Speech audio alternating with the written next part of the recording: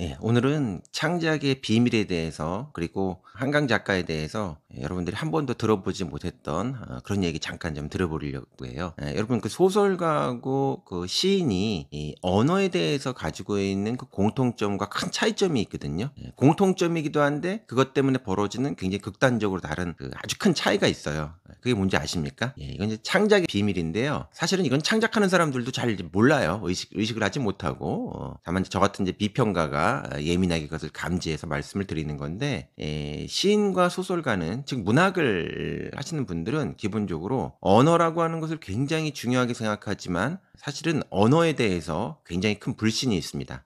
예, 언어에 대해서 불신이 있다는 얘기는 무슨 얘기냐 하면은, 언어라고 하는 게 우리의 생각과 어떤 감정, 세계에 대한 어떤 사실 같은 것들을 담아낼 수 있는 아주 그 중요한 이제 그릇이고, 인간 사회에서 유일하게 그것을 표현하고 전달할 수 있는 그릇인데, 그렇게 소중한 그릇이 사실은 굉장히 그 불완전하다라고 하는 생각을 이 작가들은 하고 있어요. 그래서 불완전하기 때문에 일상적인 이 언어의 어떤 표현 방식을 통해서는 이 세계의 어떤 그런 사실, 진실, 또 어떤 섬세한 감정 같은 것들을 그대로 표현하고 또 전달하는 것이 불가능하다. 그것에 굉장히 한계가 있다. 이런 생각을 하기 때문에 그런 차원에서 인제 언어의 불신이 있다고 말씀을 드리는 거고요.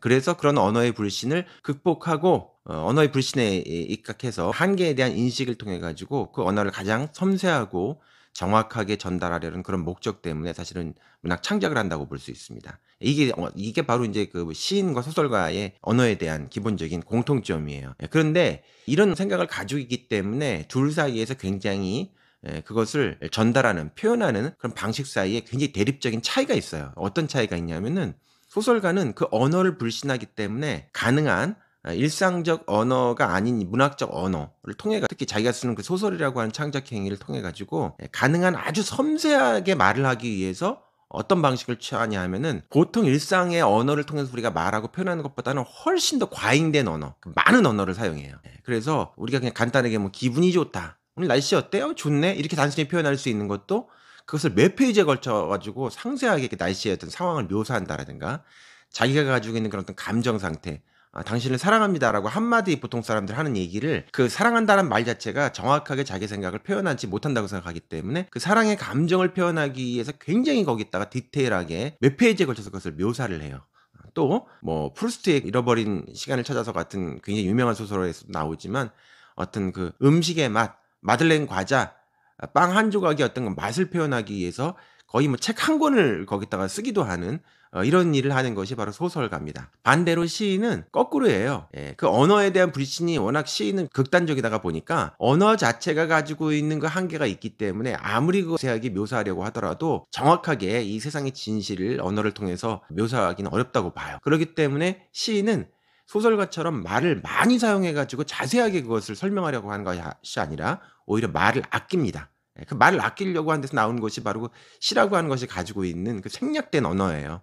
그 대신 자기도 어떤 감정을 표현하고 이 세상의 진실을 묘사하려고 하잖아요. 그러니까 시인은 말을 가급적 덜 하는 대신 일상의 언어가 가지고 있는 그 한계를 넘어서 가기 위한 독특한 방식을 고안하거든요. 그게 바로 역설, 패러독스라고 부르는 거고 또 반어, 또 뭐 아이러니, 또 메타포, 은유 뭐 이런 어떤 비유 이런 것들을 통해 가지고 그 언어적 한계를 벗어나기 위한 굉장히 압축적이면서 어떤 발화를 통해 가지고 하나의 어떤 어구, 문장을 통해 가지고 한계와 그것을 넘어서기 위한 어떤 어법을 같이 구사하는 그런 방식을 취해요. 그래서 이런 시적인 어떤 진술이라고 하는 것은 논리를 보통 넘어서고 논리를 전복하는 걸 통해 가지고 더 큰 진실을 담으려고 하기 때문에 이런 걸 우리가 어떤 비논리적인 진술이라고 하거든요. 비논리적 진실은 반논리적 진실하고는 좀 달라요.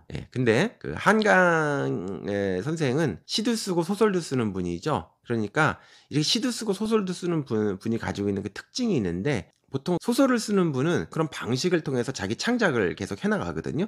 그런데 시도 쓰고 소설도 쓰는 분은 그 시적 에너지 자체가 훨씬 사실은 소설의 그 파토스보다 강렬하다가 보니까 소설을 쓸 때도 그것을 시적인 어떤 그런 에너지, 시적인 어떤 감수성, 또 언어에 대한 어떤 그런 세계관을 통해 가지고 그 발화를 하려고 하는 문장을 쓰려고 하는 그런 어떤 내적 에너지를 강하게 가지고 있거든요. 한강 선생 같은 경우는 그래서 스웨덴 할리먼에서 역사적 트라우마를 직시하고 인간의 연약함을 또 드러내는 그런 시적 산문을 쓴다고 얘기하는데, 그때 얘기하는 시적 산문이라는 게 바로 잘 짚은 부분이라고 할 수 있어요. 소설을 쓸 때도 시적인 어떤 에너지가 그 사람에게 있다.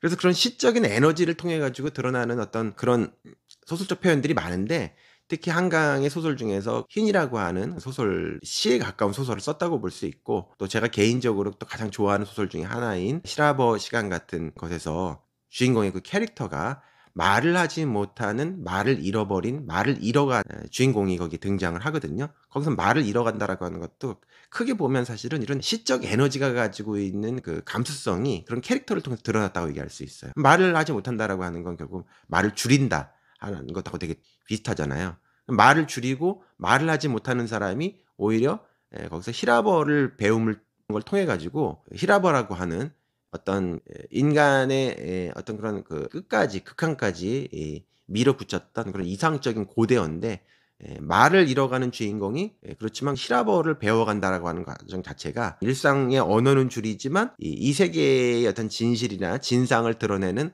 언어적 탐구 같은 것들은 오히려 반비례가 더 이렇게 확장시키는 문학적 모티프 같은 것들을 적용시키는 거라고 볼 수 있어요. 아마 이런 얘기는 별로 들어보신 적이 이제 없을 텐데, 제가 2월 12일 날부터 4회에 걸쳐 가지고 한강의 히라버 시간, 채식주의자, 소년이 온다, 흰, 이런 이제 4편의 작품을 여러분하고 나누는 강의를 진행을 합니다. 또 다른 한편으로는 함동균의 뉴스쿨은 의 채널은 아닌데, 알케인 대학이라고 하는 채널을 통해서 VOD의 형태로 소설 3부작, 소년이 온다, 히라버 시간, 그리고 채식주의자 강의를, 그거는 VOD 형태를 통해 가지고 이렇게 또 진행을 하거든요. 노벨 문학상 받은 지는 좀 됐지만, 이제 좀 시간이 흘렀지만 이제서야 좀 침착하게 그 작품들을 읽어 나갈 수 있는, 좀 훈련시켜 볼 수 있는 시간이 이제 온 것 같아요. 열풍이 확 그냥 지나가고 있는 순간에는 들떠 가지고